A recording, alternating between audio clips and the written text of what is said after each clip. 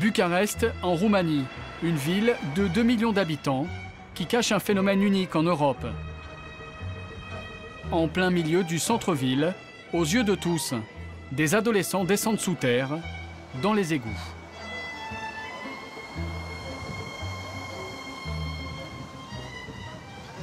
Là, on va aller voir une des communautés qui vit sous la terre. Donc c'est parti.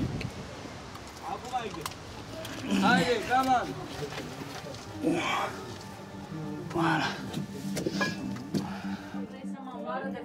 Bienvenue dans l'autre Bucarest, celui des orphelins de la Révolution qui se sont retrouvés dans la rue après la chute du dictateur Ceausescu en 1991.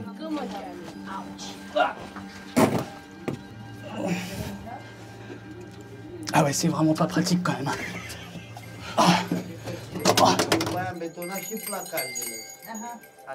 Au total, il serait aujourd'hui 5000 à habiter dans les entrailles de la capitale. Oh putain, il y a un rat mort juste en dessous. Ok, vas-y.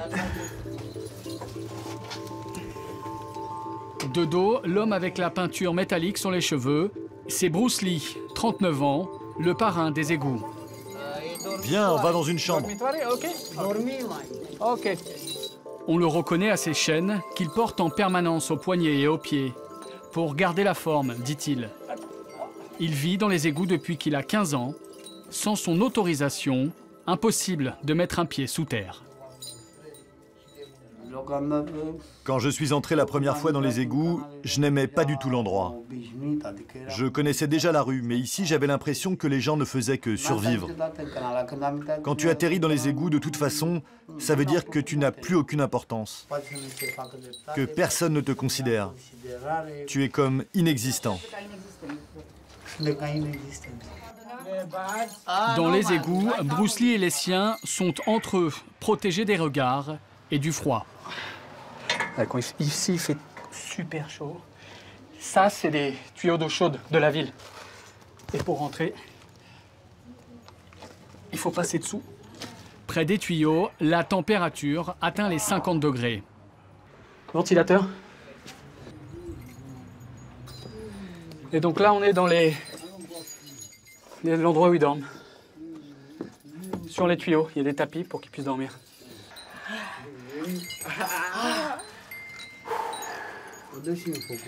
C'est une chambre? Ah non, c'est une cuisine. Ouais, ça c'est notre cuisine. Mais derrière, il y a d'autres chambres. Là, on a des casseroles et de la vaisselle.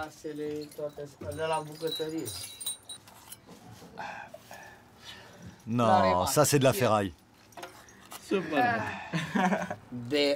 Tu vois ici l'hiver c'est complet. Du premier égout là-bas jusqu'ici c'est plein. Ici on a bétonné tous les tuyaux. Sinon tu meurs de chaud. C'est impossible de tenir.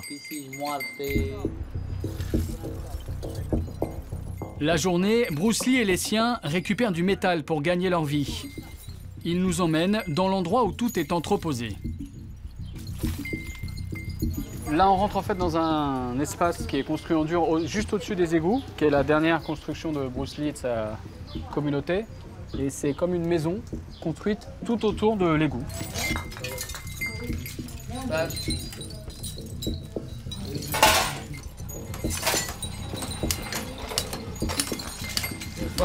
Là, j'enlève le cuivre de cette bobine. Après, ça donne ça, tu vois. Quand on revend tout le sac, on gagne environ 4 €. En réalité, au royaume de Bruce Lee, ce qui rapporte de l'argent, ce n'est pas la ferraille, mais la drogue. Eh mec, qu'est-ce que tu fous là?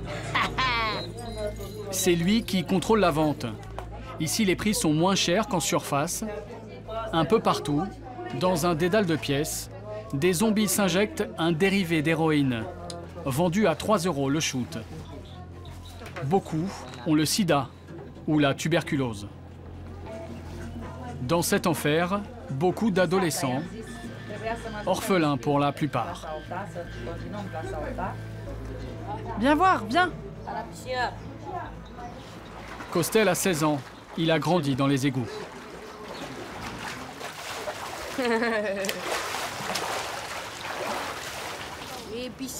Tu vois, c'est notre piscine. On l'a construite il y a 1 an. Comme les autres, il inhale quotidiennement de la peinture métallique. Quand j'ai commencé, je savais même pas ce qu'il y avait dans ce sac. Au début, je croyais qu'il y avait de l'eau. C'est quelqu'un qui m'a montré comment se droguer. Mais je crois qu'il est mort maintenant. Avec ça, je rêve. Je vois plein d'images. Leur petit sac à la main, ils échappent à une réalité sordide.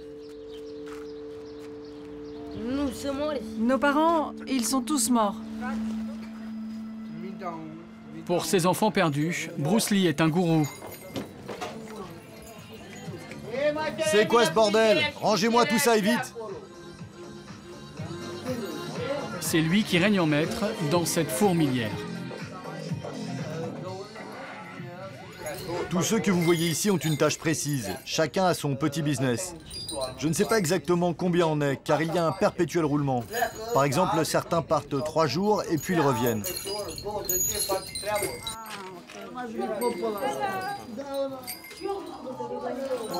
Ah, il y a des trous partout en fait là. Ah ouais.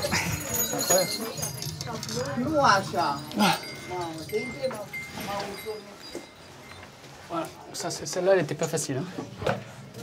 Tu peux lui demander si le trou dans lequel on vient de passer, là, on est d'accord que c'est le plus petit. Il n'y a pas plus petit quand même. Non, non, non. Le plus petit, c'est chez moi. Et pourquoi ils sont petits comme ça, les trous? C'est pour la sécurité. Pour pas que plusieurs personnes puissent passer en même temps.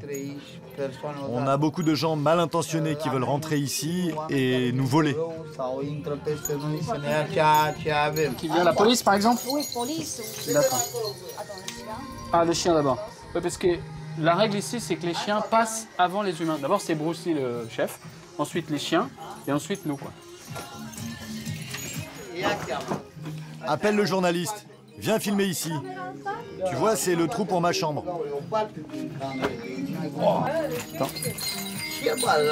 J'enlève mes vêtements et on y va. Attends, qu'est-ce qu'il se met au slip?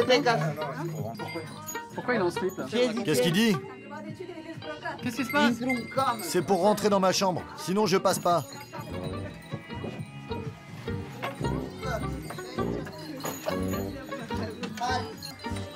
Alors, tu te dépêches, qu'est-ce que tu fais?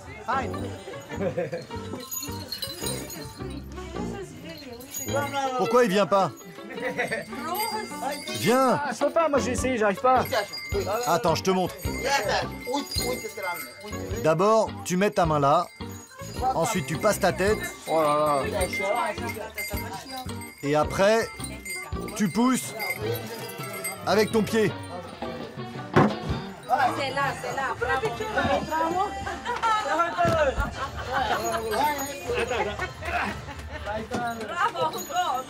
L'entrée de la chambre fait à peine 25 cm de largeur. J'espère que sa chambre allait bien. Hein. Ici, Bruce Lee a fait installer un lustre, un écran plat et même le câble. L'entrée est surveillée en permanence. On est dans ma chambre. C'est moi qui garde tous les objets de valeur. Je suis le seul à en autoriser l'accès. J'ai aussi des bonnes bouteilles de vin. Celle-là, par exemple, elle est de 1998. Fin de la visite de la chambre de Bruce Lee, la plus spacieuse et la plus luxueuse aussi.